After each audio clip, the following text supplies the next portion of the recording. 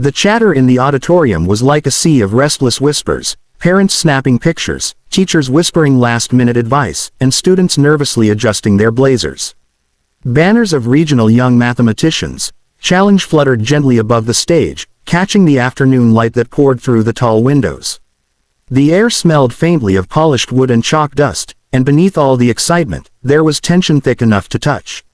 On stage, 10 contestants stood at their stations, each facing a gleaming whiteboard.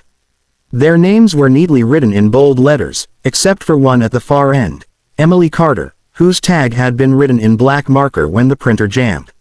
She was smaller than most of the other competitors, her shoes barely touching the floor from her high stool.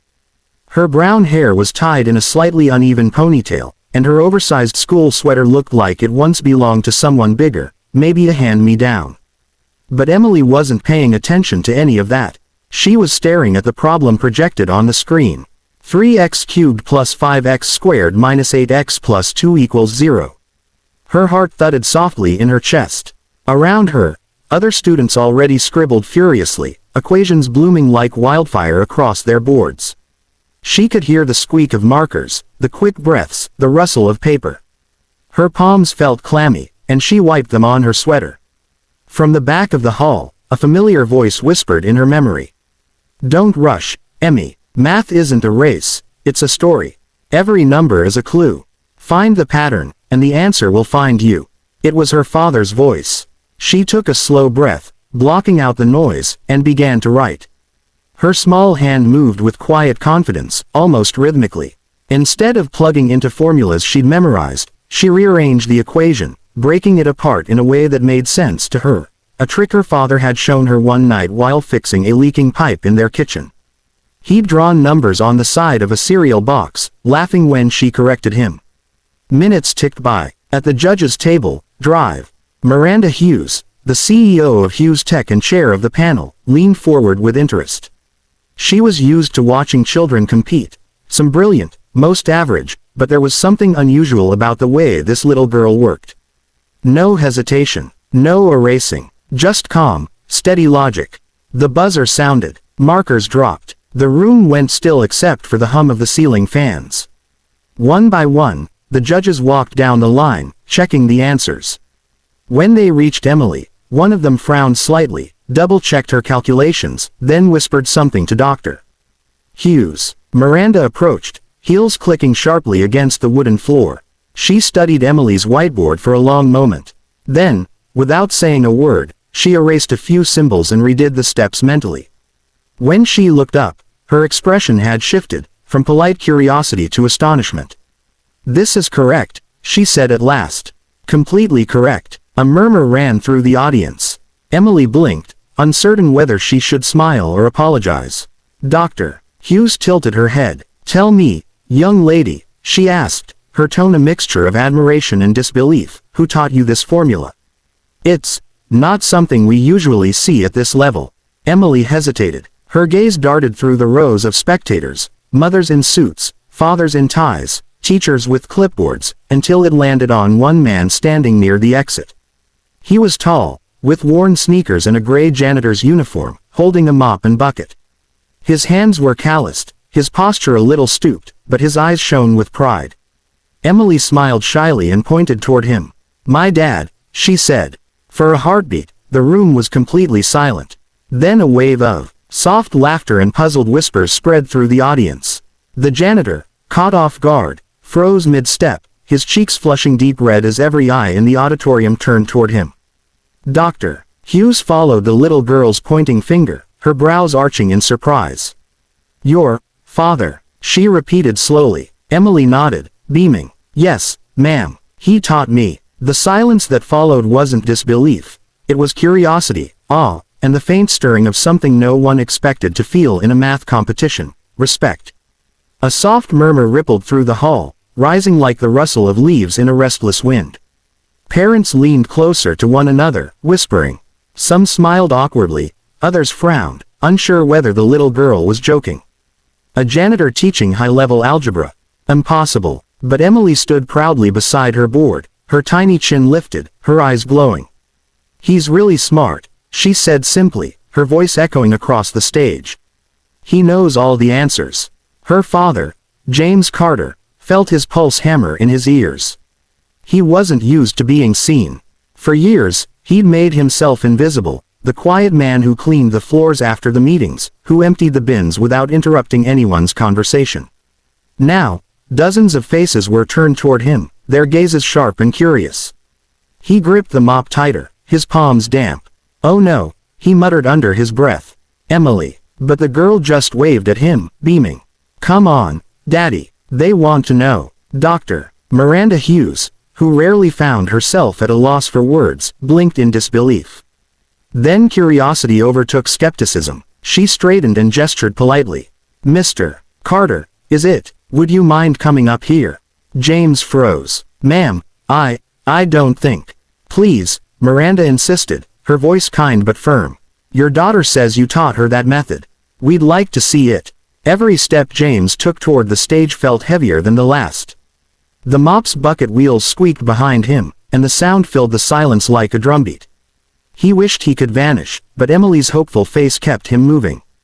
When he reached the platform, he set the mop aside and wiped his hands on his uniform pants. Dr. Hughes handed him the marker. He hesitated, staring at it like it was a fragile relic from another life. The plastic felt light, but it carried the weight of memories, old notebooks filled with equations, lectures he never finished, dreams he had set aside to raise his little girl. Emily stood beside him, eyes shining. "Show them how you did it, Daddy." He smiled faintly. "All right, sweetheart." Turning to the board, James studied the equation for a moment, then began to write. His hand trembled at first, but soon his movements grew steady, confident. The marker squeaked as symbols and numbers took form, elegant, clean, purposeful. He explained each step as he went, his deep voice gaining strength. "Most people approach this by factoring," he said, "but that wastes time. You can identify the relationship between the coefficients by isolating the variable using symmetry. See this pattern? It simplifies the cubic into something linear." His hand moved like it remembered something his mind had almost forgotten. Within minutes, the board displayed a streamlined solution, half the work, twice the clarity. The judges exchanged glances. One leaned toward another and whispered, "That's actually brilliant." Dr. Hughes stepped closer, studying his process. Her brow furrowed, then lifted in astonishment. This isn't a textbook method," she said quietly. "It's faster, cleaner. How did you come up with it?" James shrugged modestly. "When I was in university, I used to experiment with different proofs. I like finding shortcuts." The audience murmured again, but this time, it wasn't laughter, it was awe. Even the skeptical parents were leaning forward, captivated by the quiet man in a janitor's uniform rewriting the logic of their world. Emily looked up at her father with pride that made her eyes sparkle. "Told you," she said softly. "He knows all the answers." Dr. Hughes smiled faintly, still watching the board. "Apparently, he does," she said. Then, louder, addressing the audience, "Ladies and gentlemen, I believe we've just witnessed something extraordinary." Applause broke out, hesitant at first, then growing until it filled the entire hall. James blinked, stunned, unsure how to react. He wasn't used to being clapped for. He looked down at Emily, who was grinning from ear to ear. "See, Daddy," she whispered, "they know you're smart now." James knelt beside her, emotion tightening his throat. "You're the smart one, Emmy. I just showed you how to see the story behind the numbers." From the judges' table, Miranda watched them both, father and daughter, genius hidden in plain sight, and felt something shift inside her. This was more than talent. It was love disguised as a formula. The auditorium had mostly emptied, leaving behind a faint echo of footsteps and the rustle of papers being gathered. The banners still swayed lightly in the air-conditioned breeze, and the smell of marker ink lingered in the room. Emily was surrounded by her teachers and classmates, who congratulated her again and again, her medal glinting in the overhead light. From the corner of the hall, drive, Miranda Hughes watched the scene quietly. She wasn't thinking about the competition anymore. Her mind kept returning to the image of the janitor standing before the board, his rough hands writing out equations with the ease of a seasoned mathematician. When the last few guests began to leave, Miranda approached. "Mr. Carter," she called softly. James, who had been helping stack chairs back along the wall, turned. He looked startled to see her coming toward him. The CEO herself, immaculate in her navy blue suit, her tablet still tucked under one arm. "Oh, drive, Hughes," he stammered, straightening quickly. "I was just cleaning up. Didn't mean to get in your way." "You're not in my way," she said kindly. "In fact, I was hoping to speak with you." He hesitated. "With me?" "Yes. About what you did up there." James's shoulders stiffened, and his eyes dropped to the floor. "If I broke some kind of rule, ma'am, I didn't mean to. I just wanted to explain how Emily." She shook her head, cutting him off with a small smile. "No rules were broken. Quite the opposite, actually.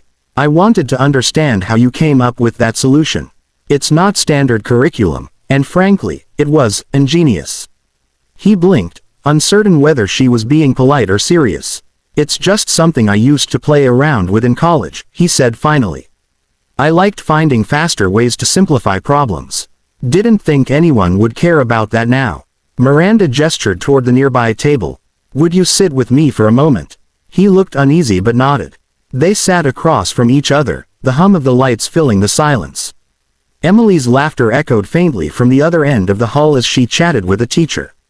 Miranda leaned forward, elbows resting lightly on the table. "You said you studied math in college. What happened?" James took a deep breath, the air trembling in his chest. "I was working on my master's in applied mathematics. Had a scholarship, even.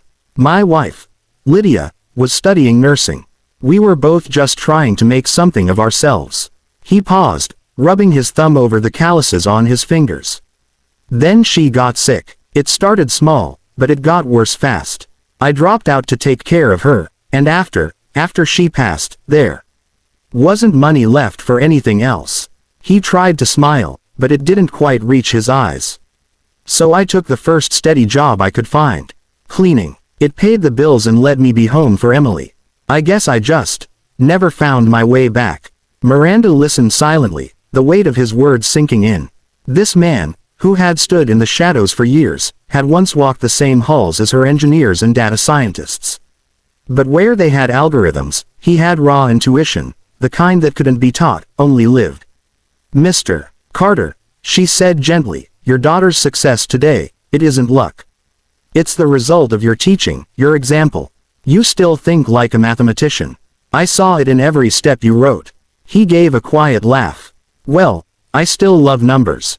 They don't judge you for what uniform you wear." That line made her pause. For a long moment, neither spoke. Then Miranda smiled again, her voice softening. "I don't usually make decisions like this on the spot, but would you consider visiting our research division next week? We're developing new educational algorithms, and I think your way of seeing patterns could teach my entire team something." James stared at her, stunned. "You mean, me? I'm just a janitor." She shook her head. "You're much more than that. You're a problem solver, a teacher, a father who turned knowledge into love." He looked away, swallowing hard. "I don't know what to say." "Say yes," she said with a warm smile. "For Emily, and maybe for yourself, too." Across the hall, Emily waved at them, her metal swinging like sunlight. James smiled back, his heart full. For the first time in years, he didn't feel small. He felt seen, and somewhere deep inside, an old spark, the one he thought had gone out long ago, flickered to life again. The following month, the same school auditorium looked entirely different.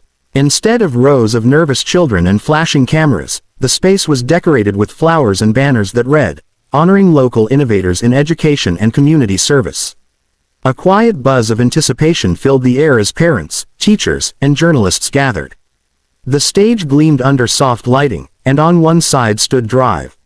Miranda Hughes, poised and elegant as always. But this time, she wasn't here to judge equations, she was here to honor hearts. Backstage, James Carter adjusted his tie nervously. It was the first one he'd worn in years, and it felt almost foreign against his collar. His hands, still rough from mops and scrubbing brushes, fumbled slightly as he straightened it. Emily stood beside him in her neat school uniform, clutching his hand. "You look perfect, Daddy," she whispered. He smiled, though a nervous laugh escaped. "Perfect, I'm terrified," she grinned. You weren't scared when you solved that math thing in front of everyone. That was different, he chuckled. Numbers don't clap. They both laughed softly, the sound warm and familiar. Then an usher peeked behind the curtain. Mr. Carter, you're up next. James felt his stomach tighten, but Emily squeezed his hand and whispered, go show them what I already know. Taking a deep breath, he stepped onto the stage. The lights hit him, bright and blinding, but when he saw Emily's little face beaming from the front row, the fear faded. He stood taller. Dr. Hughes greeted him with a proud smile and handed him a framed certificate embossed with gold lettering. Her voice rang clear through the microphone. Tonight, she began, we honor a man whose story reminds us that genius is not limited by circumstance or title. When others saw a janitor, he saw patterns. When life gave him hardship, he turned it into wisdom. And when his daughter needed guidance, he taught her not formulas, but the courage to question, to think, and to believe in herself. The audience listened intently. Every word carried weight. Mr. James Carter, Miranda continued, you've not only inspired your daughter, you've inspired us all. Applause thundered through the hall. James blinked rapidly, overwhelmed, and accepted the certificate with shaking hands. Thank you, he began quietly, his voice rough with emotion. I never thought I'd be standing here tonight. For a long time, I believed I'd lost my place in the world of ideas, that maybe I wasn't meant for more than cleaning floors and fixing leaks. He paused, his gaze finding Emily in the front row. But every evening when I helped my daughter with her homework, something changed. I realized that knowledge isn't something you keep, it's something you pass on. A soft murmur of agreement rippled through the crowd. I may have given her a few tricks, he went on with a smile, but she gave me something far greater, the reminder that it's never too late to dream again. He looked over at Drive. Hughes, gratitude shining in his eyes.